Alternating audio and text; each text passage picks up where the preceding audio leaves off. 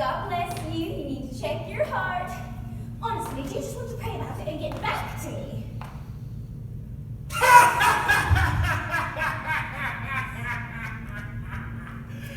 You naive, dream-sick creature. Henry VIII is a king. A bad king, but a real king. Not you. Are you insane? Or just another hypocrite from beyond the four walls? Of course I'm a sinner. And so are you. Oh, and you think God so loved the world. Well, I must not be a part of that world. Neither you or Yehushu has any bloody idea how life has bruised and blistered me. Because I am... Sorry. My dreams of anything good happening in this hellish explosion have been stripped away from every memory, in every corner of my mind, along with everyone I've ever loved. How dare you flit into my life, think you can toss a stale, pre-calculated church cliche at me and expect to change all this? You are half girl, half monster. Son of you Mars mongrel. Because I am noble of heart, I only thought to bring some beauty to your world. I've been irrevocably commissioned, and I cannot simply walk away from a disaster such as yourself.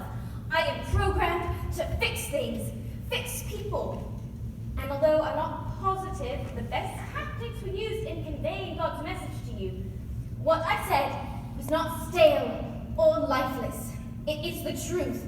And although my delivery was a bit pre-calculated, of which you seem oddly familiar and have chosen to judge myself and all those who believe, I am not some prudish bore, and for your preconceived notions, I am terribly sorry. Duly noted, angel. Not an angel. Thou art forgiven. Thank you, said vileness. You know, I've watched you night after night, lying about the forest, throwing your life away. You're such a wretch, really. And I only wanted to help. It's because of you that I know God is alive. And at first you really disgusted me. Well, mission accomplished then, princess. Ugh, and then I felt sorry for you. And I came alive. And my sympathy turned to benevolence. I saw you as a lost prince, with lost dreams and a broken heart, chewed up and spit out by the world, just desperate for such news of redemption. Go ahead, laugh. The truth is hysterical. Redemption is only for those who earnestly seek it. A prince would fight for it, or contend. But you, sir, you are no prince. You are an ugly, old frog, and until you get your wart-faced head out of your arse, a frog you will always be. Well, damn. Aye, lass, that was extraordinarily clear. Very well, let's put to rest, not an angel. You know, it's that kind of pure and passion you make, Monique. I could possibly capture the whims of an old wretch of a frog like me. By the way, the name's Mill. Your cold speech and hot curses have been overshadowed by your warm heart. However, we are out of the spice drink. Shall we? Come, my brutally honest new friend. At the very least, you possess my curiosity. Let us bask in this new light and speak of this absurdity. Lovely, I feel so much better. I should share some things with you. We should get to know each other. I'll take you up to my treehouse, and I'll put the kettle on, and we'll have some tea and cakes. Ooh, and then we can go to the pond and fish for our supper. And then I'll take you to my sanctuary, the flower garden, and we'll read poetry. So, you speak to some men through donkeys, but no, I get a monarch fed. Oh, and the whole formation of him too. Nice touch, really. You think that's how you're gonna get this old Scott's attention? She wants to fish for her supper, does she? Well, she'll soon find out that she's fishing in the wrong hole. I've been there. Bought the tunic, drank the pool ale. I will clip her wings by telling her of my ghastly tale with all the gory details, and that of the pleasant fools who frequent her most sacred places. She will scurry, throw this fish and every other one she's hooked back into the pond at once. What a shame. What a prude. Poor, innocent, helpless girl. Oh, Mel! And like every other disappointment in life, it will all be your fault. Melvin! You should have known better than to let her flit her way into my mess. Melvin! Coming, little one. I've watched you night after night in the forest, throwing your life away. You're such a wretch, really. And I wanted to help. It's because of you that I know God is alive. And at first you truly disgusted me. Oh, well then, mission accomplished, princess. Ugh. And then I felt sorry for you, and I came alive, and my sympathy turned into benevolence. Line. No words, warmer cold. And although I botched my delivery, no words can explain Yehoshua's love and comfort, and so I resorted to cliches to try to bring it down to your level. I saw you as a lost prince with a broken heart and broken dreams, chewed up and spit out by the world, just desperate for some possible redemption. Go ahead, laugh. The truth is just hysterical. Redemption is only for those who earnestly seek it. A prince would fight or contend for it, but you, sir, are no prince. You are an ugly old frog, and until you get your what-faced head out of your arse, a frog you will always be. Well, damn. Aye, lass, that was extraordinarily clear. Very well, let's put to rest, not an angel.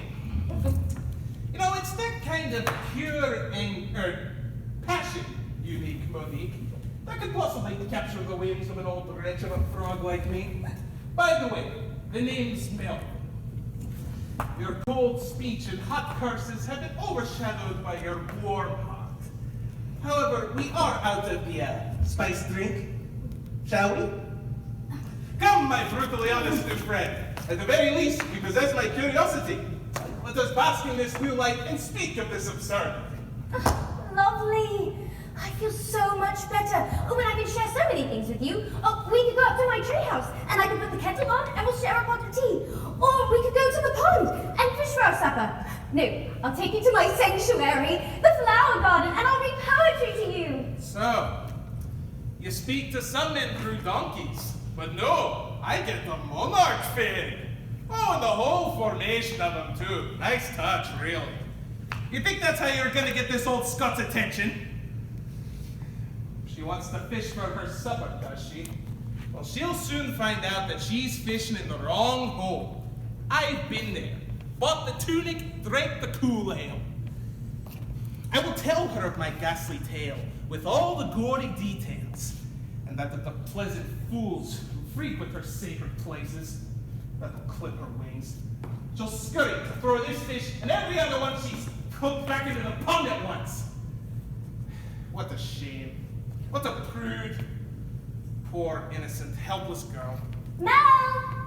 And like every other disappointment in life, it will all be your fault. Oh, Melvie! You should have known better than to let her flit her way into my mess. Melvin! Coming, little one.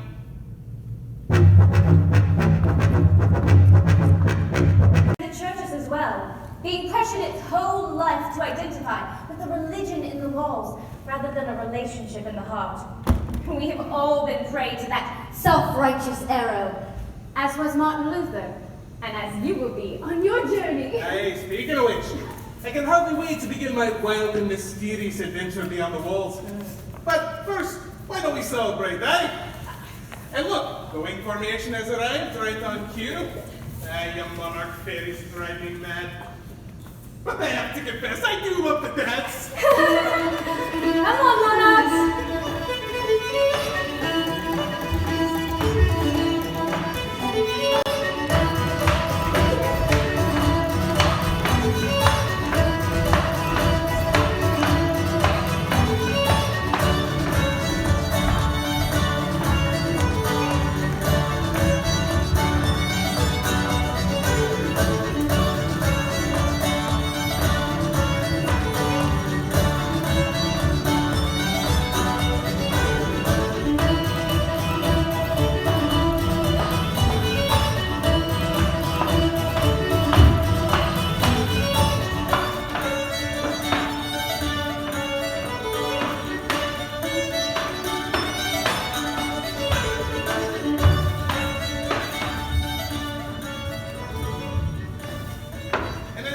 with a saddened heart that I have the awful duty to announce that we must bid you adieu and farewell.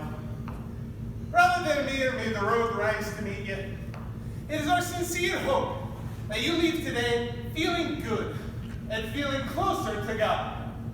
The Father who loves you immeasurably, the Son who sacrificed everything for you, and the Spirit who beckons you to follow him into the wild, that you may share in our glorious inheritance, the kingdom dream. Always remember, tonight was about us loving you. We go in no way different than how we've come, but with the love of King Yehoshua, our Monarch.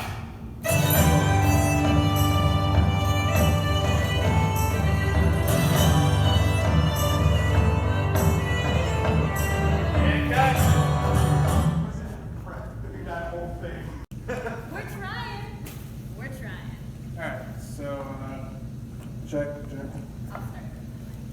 Oh, I'm not on. Hold. I think you're on the second step. I start on the second step and I step down. Alright. Pick one. Silver thing in the background over there with the lights stuff. Silver thing. Oh, there. Okay, we're good. Where's that? Okay. I got nervous. Okay. Am I pretty? Yeah, I'm pretty. You're pretty. I'm pretty. Alright, I'm gonna start rolling. You guys are welcome to start when you are ready. And the churches as well, being pressured its whole life to identify with a religion in the walls rather than a relationship in the heart. We have all been prey to that self-righteous arrow, as was Martin Luther, and as you will be on your journey. Aye, speaking of which, I can hardly wait to begin my wild and mysterious adventure beyond the walls. But first, why don't we celebrate, eh? Aye! And look, the wing formation has arrived right on cue. You Monarch fairies drive me mad. But I have to confess, I do love to dance. Come on now.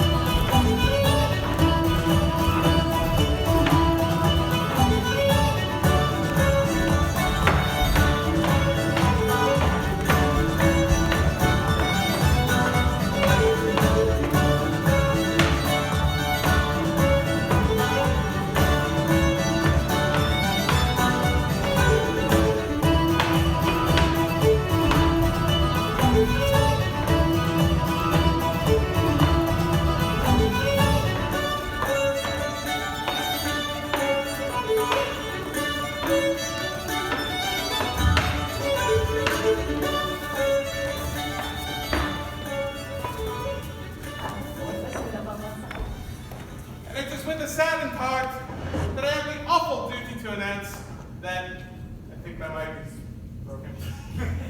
We didn't reach that dance anyway. Can we do that one more time? Yes. Because I think we went too far out. Yes, it's water. Okay, through the water. I went too far out. Drink you got there, you need money. Tell me, why didn't you start this whole fiasco with that? Well, no matter how you put it, it's all just nonsense to a daft goat. I thank you for your courage, sister. Freedom! Oh, man! I haven't been looking for a fight. I've been looking for a victory. I want that unconquerable love that relentlessly reaches throughout time and space to grip the hearts of Kava and all her fallen children. I am one of those beloved. My sonship with beyond father is no longer my identity. He's just a man, a blind man. But I see, I repent, I triumph. A good king he is, how unfathomable. A monarch who makes kings of his servants, sets them free, gives them power. You! Get thee behind me, master deceiver! Up to your old tricks, are you? Only with a new look? Well, you should know. I've left the jester's court and no longer wallow. I am bound to God and he is to me, and there's nothing in my person in common with you. Now go! Now! In the name of Yehoshua!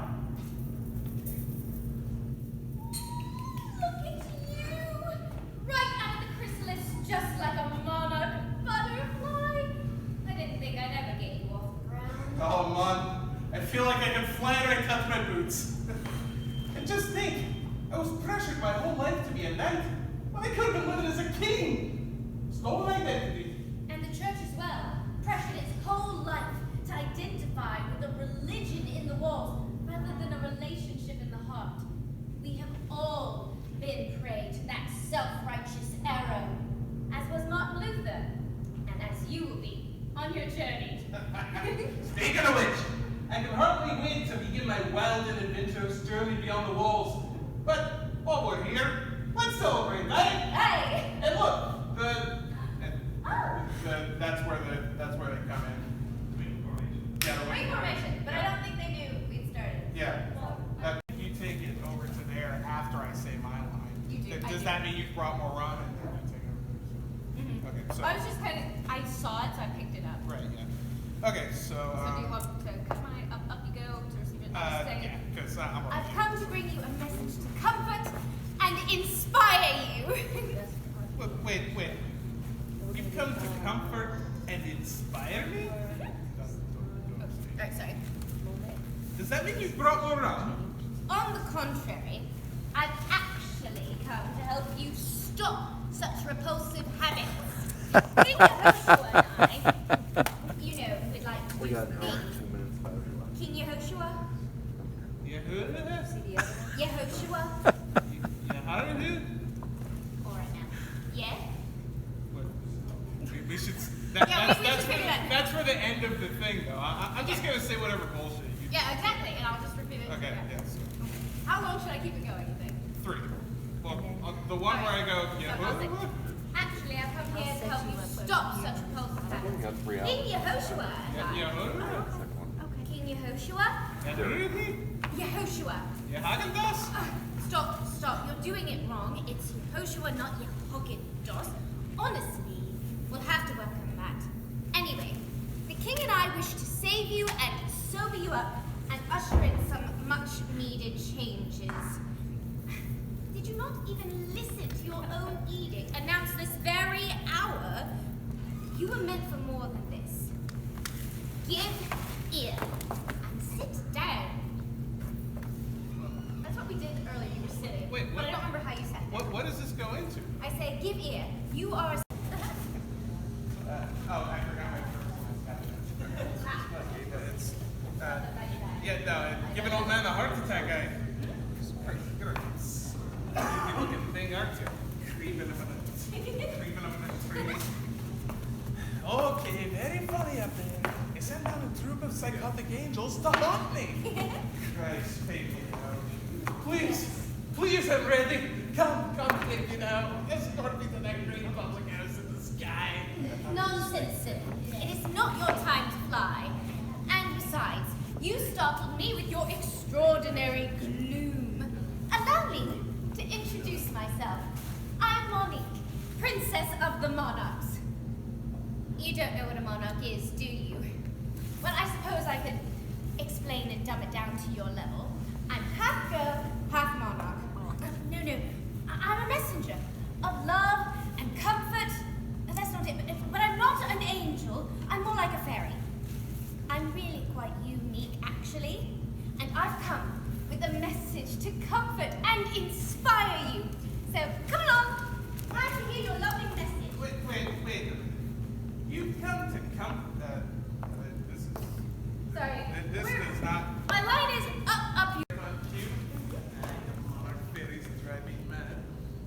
But I have to confess, I do love the dance. And then I get off. Yes. Okay. Okay. Alright, I am. Hold on a second. I roll.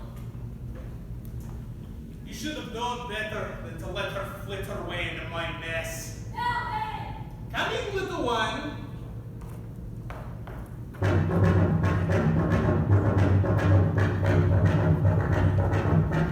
All right. Roll. I was to be a knight. My father had great hopes for me, but I could never quite measure up. You see, Monique, all I knew of fatherhood was a set of expectations I could never quite meet. His sword, I could barely lift it above my waist, and his shield felt as if it were twice my size. I was a big lad, but not very strong. While my brothers would practice for competitions and building their bodies, I would lay under trees, building poetry. With pen and parchment, I would pour out my soul in pondering philosophies and rhyme. Until one fateful day, my father ordered that all the armor be strapped onto me, and I'd be lifted up onto his stallion by his servants. One of them went to hand me a sword, and as I reached for it, I lost my balance. The horse got spooked and threw me off into the mud. My entire family, especially my older brothers, laughed hysterically. Well, all except for one, my father. He then ordered that I be left there, buried in armor, until I could get myself out, threatening those who would try and help at the crack of his whip. I had several broken ribs, and what felt like a broken head. And every time I'd roll over, I'd pass out again. This went on for what seemed like an eternity. Until finally, one evening after the third day, my mother came out. She wrapped my chest, disarmed me, wrapped my chest, and sent me away with a basket of food and drink. I hated myself after that. I had nowhere to go. I could no longer show my face in my father's house again. So I gave up on his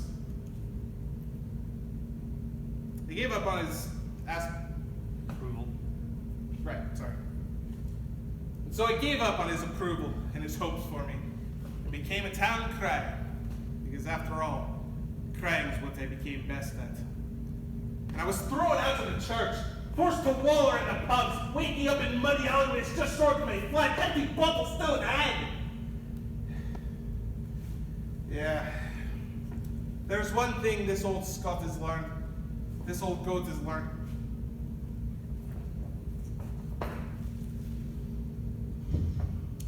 Yeah. There's one thing this old goat has learned. It's that you never stop contending for your life in this world. This Scot craves battle. I embrace the vile and need no man to stand for me. Upside down kingdom, ha! I'd rather stand right side up with me fists held high. Oh yes, I want to fight, and I will have one. An old goat. I like it. But how can you be an old goat when your